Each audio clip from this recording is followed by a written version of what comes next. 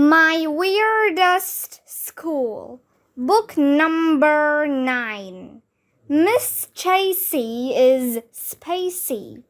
Written by Dan Gutman. Pictures by Jim Pelot. Chapter 4. Grownups Behaving Badly. Mr. Cooper is a pretty easygoing guy, but he wasn't happy when Miss Tracy prevented him from doing his math lesson, and after Miss Tracy broke his lucky coffee mug, he looked really angry. If he had been in a cartoon, smoke would have been pouring out of his ears. "Well, I must be going," said Miss Tracy. "I've got to talk to the other classes about astronomy." "Wait," said Mr. Cooper. "Before you go, can I ask you a question about gravity?" "Of course," said Miss Tracy. "Let's say the sun's gravity pulled a planet closer," said Mr. Cooper. "What would happen?" "It would get very hot on that planet," Miss Tracy replied. "It might even burn up." "Do you mean like this?" asked Mr. Cooper. And with that, he took a little lighter out of his pocket. Then he grabbed Miss Tracy's hat with all the balls hanging from it. Then he flicked his lighter and a little flame appeared. "No, don't!" shouted Miss Tracy. That's when the weirdest thing in the history of the world happened. Mr. Cooper held the lighter under one of the ping-pong balls. The ping-pong ball ignited, and then the whole hat went up in flames. "Oh, snap!" said Ryan. Mr. Cooper set Miss Tracy's hat on fire. Mr. Cooper threw the hat on the floor and stomped all over it to put the fire out. Miss Tracy's hat was totally ruined. It was hilarious, and we got to see it with our own eyes. Well, it would be pretty hard to see something with somebody else's eyes. Now it was Miss Tracy who was all upset. "That was my favorite hat," she yelled. "I can't believe you set it on fire." "You broke my coffee mug," Mr. Cooper shouted back at her. "I was trying to teach the children about gravity," yelled Miss Tracy. "It was just a mug." "It was my lucky mug," shouted Mr. Cooper. "Oh, stop being a baby. You're the baby. No, you are. No, you are." They went back and forth like that for a while. Then Miss Tracy stormed out of the room. But a second later she came marching back. She looked really angry. "I forgot to tell you kids about meteors," she said as she picked up an eraser from the whiteboard. "A meteor is a piece of rock that falls from outer space into the Earth's atmosphere. It can cause a lot of damage. Pretend that Mr. Cooper is the Earth and this eraser is a meteor. And you'll never believe what she did next. She reared back and threw the eraser at Mr. Cooper. It looked like it was going to hit him in the head. He ducked. The eraser hit a plant on the windowsill and knocked it over. "Oh, snap," said Ryan. Miss Tracy threw an eraser at Mr. Cooper. "I can't believe you did that," shouted Mr. Cooper. "You set my hat on fire. You broke my lucky mug." Wow, it was amazing. They were yelling at each other like a couple of bratty kids. I hadn't seen grown-ups act so immaturely since last week when my mother asked my father to take out the garbage. I don't like to see all this violence, said Andrea. I believe it sets a bad example for children. What do you have against violins? I asked Andrea. Not violins, Arlo, violence. It didn't matter if Andrea liked violins or not, because after that things got even weirder. Mr. Cooper was really mad. He grabbed Miss Tracy. They started wrestling with each other. Mr. Cooper picked up Miss Tracy. He held her over his head. Then he started spinning around. If a planet spins too fast, he yelled, the centrifugal force could make it fly out of its orbit. Oh, snap, said Ryan. I think Mr. Cooper is gonna throw Miss Tracy out the window. I bet he would have, too. But you'll never believe who walked into the door at that moment. Nobody. It would hurt if you walked into a door. I thought we went over that in Chapter 1. But you'll never believe who walked into the doorway. It was Mr. Klutz. I just wanted to see how everybody was making out. He said, Whoa, what's going on in here? Mr. Cooper put Miss Tracy down. Nobody's making out, said Michael. The teachers were fighting. We weren't fighting, said Mr. Cooper. That's right, said Miss Tracy. Mr. Cooper and I were just teaching the students about astronomy.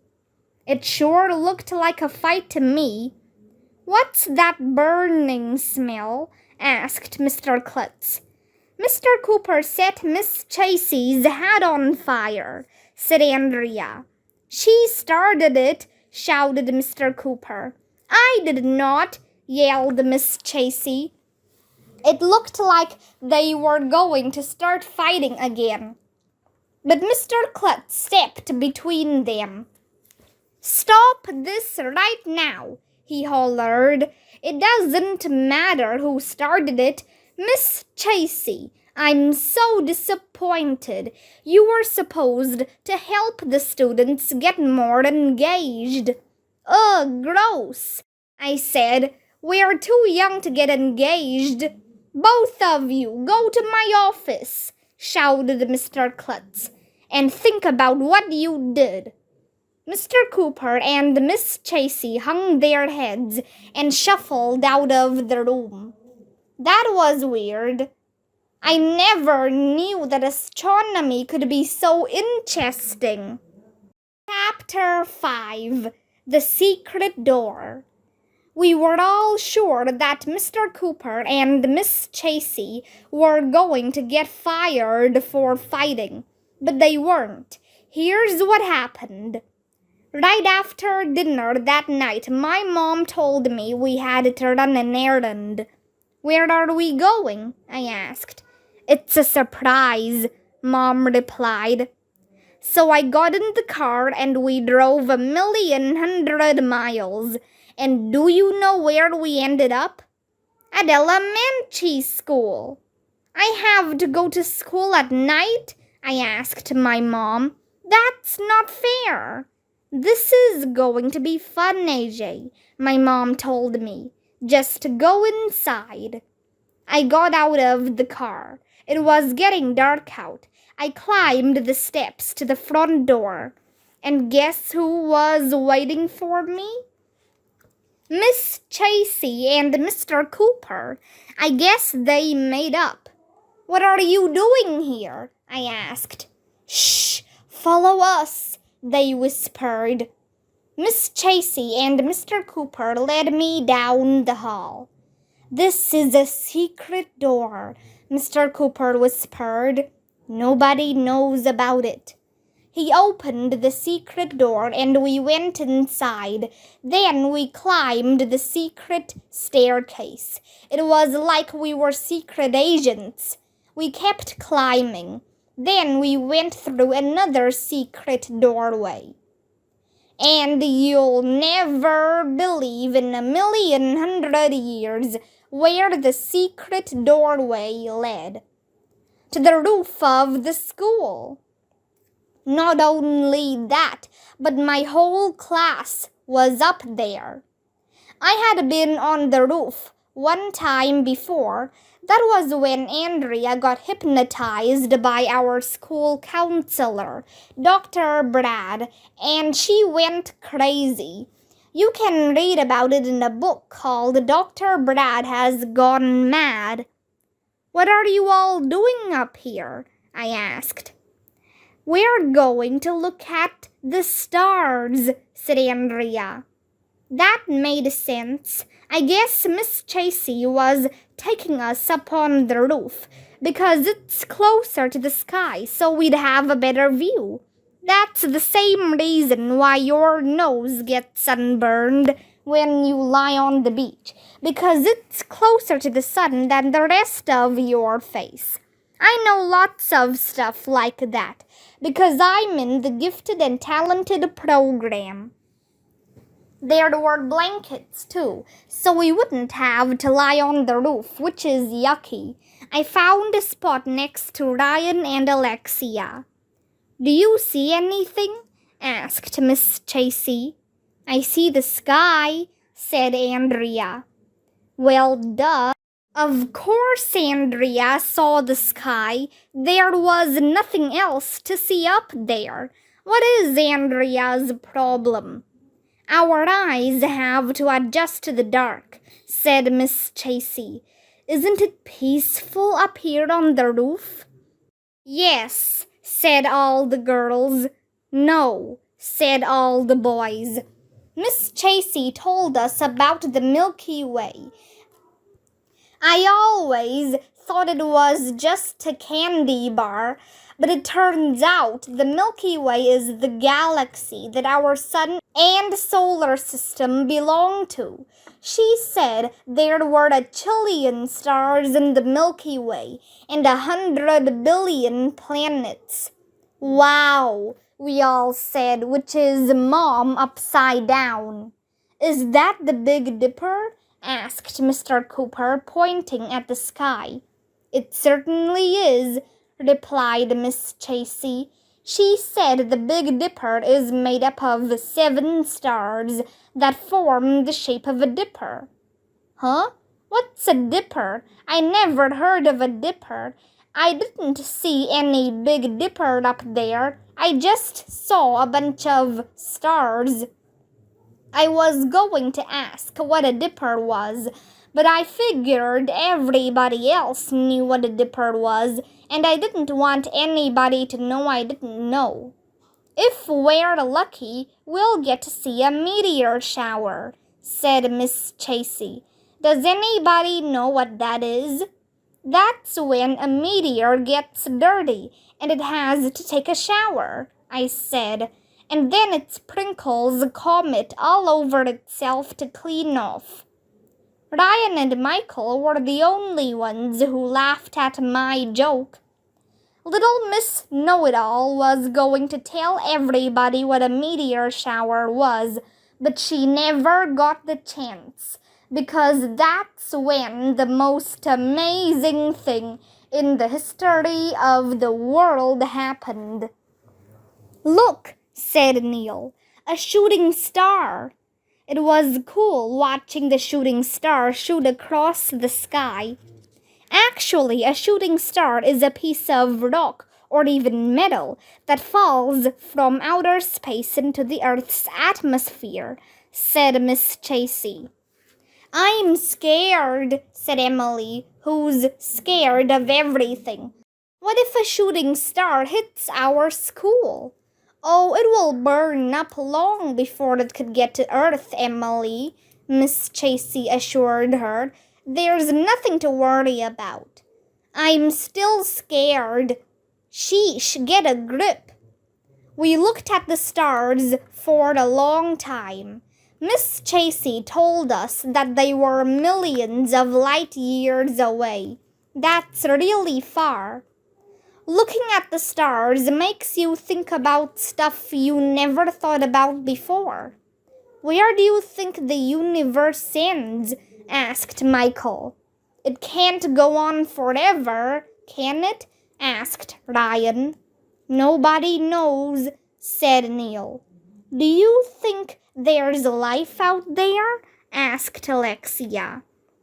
Maybe there's somebody up on a roof on another planet looking at the sky just like we are right now, I said. I want to be an astronomer when I grow up, Andrea said. Me too, said Emily, who always wants to do whatever Andrea does. Isn't the universe amazing? Said Miss Tracy. After we looked at the sky some more, Miss Tracy showed us something even better, juice and cookies. She had baked cookies in the shapes of the planets. I want to eat Mars, said Ryan, who will eat anything, even stuff that isn't food. I want to eat Jupiter, I said. That's the biggest planet, so it will be the biggest cookie. Ha ha! Andrea shouted, holding a cookie up in the air. I got Jupiter first, Arlo. You'll have to eat Mercury, the smallest cookie. I was going to say something mean to Andrea, but that's when the most amazing thing in the history of the world happened. I'm not going to tell you what it was. Okay, I'll tell you. But you have to read the next chapter, so na boo boo on you. Chapter 6, A Dot in the Sky. While Andrea was holding up the Jupiter cookie, I'd noticed a tiny dot in the sky. It looked like it was moving. Look, I shouted. What is that thing? A satellite? I don't think so, said Miss Tracy as she picked up a telescope. And it's not a shooting star either. What is it? Asked Ryan.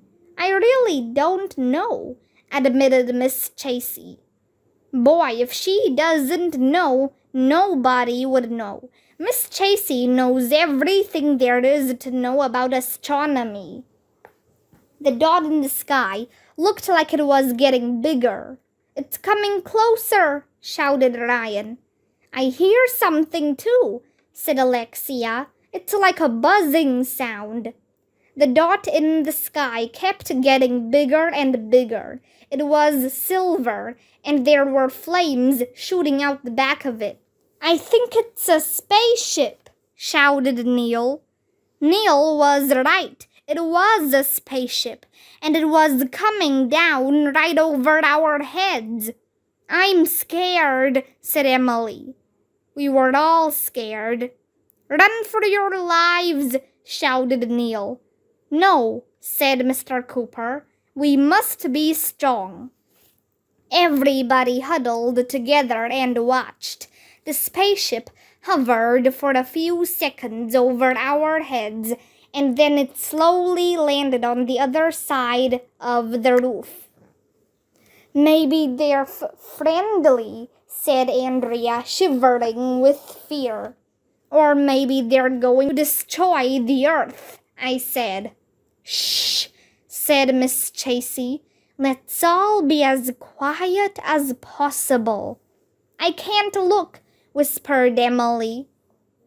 After about a minute, a hatch opened at the bottom of the spaceship, and you'll never believe in 1,100 years who climbed down the ladder.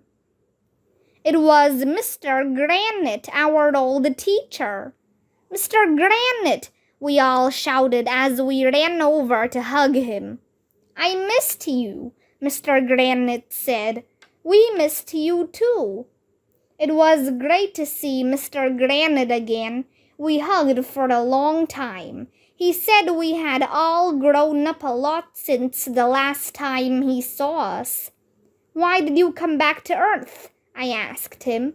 Are you going to be a teacher again? No, Mr. Granite replied. I seem to have forgotten my car keys. Did any of you see them? What? No, we all replied. Where did you last see your car keys? Asked Andrea. If I knew where I last saw them, it would be easy to find them, said Mr. Granite. Wait a minute, said Miss Tracy. You flew millions of light years back to Earth just because you forgot your car keys? They must be here somewhere, replied Mr. Granite, looking around. I thought I would be able to find them if I retraced my steps. We could look in the lost and found box by the front office, suggested Alexia. Did you check your pockets? Asked Ryan. Mr. Granite went through his pockets one by one. Oh, wait a minute, he suddenly shouted. Here they are. They were in my pocket the whole time. Silly me. Never mind. As long as you're here, are you going to stay on Earth for a while? Asked Neil. No, I'm sorry, but I have to go, Mr. Granite said as he climbed the ladder of the spaceship again. My car is double parked. Goodbye, Mr. Granite, we all said, waving to him. Goodbye. The hatch closed. A few seconds later, the engine fired up and Mr. Granite's spaceship blasted off. That was weird.